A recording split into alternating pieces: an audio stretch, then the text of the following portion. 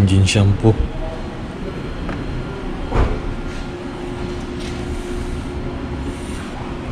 Kailangan natin yung engine shampoo to. Nag-leak kasi yung antifreeze. May hose na ano dun, nag-leak. Coolant.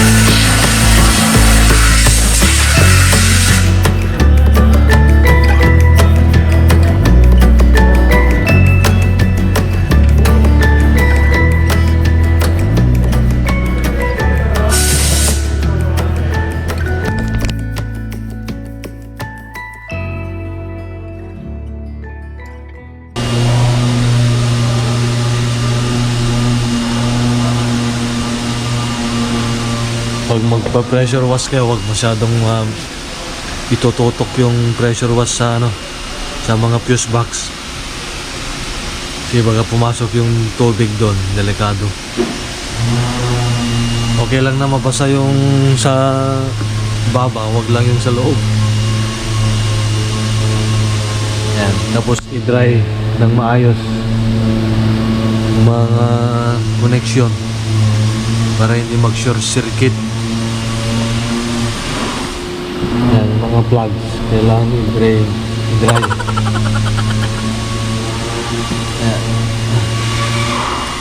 Okay. Wala namang nakapasok na tubig.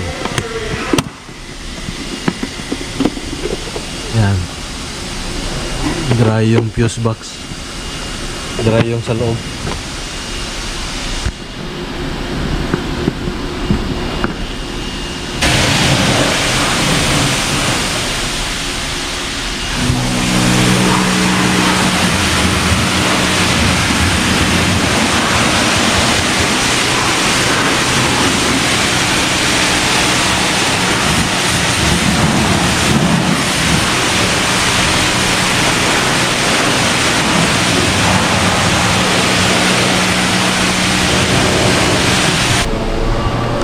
Tanggal yung ibang rust proof, kailangan kong palitan.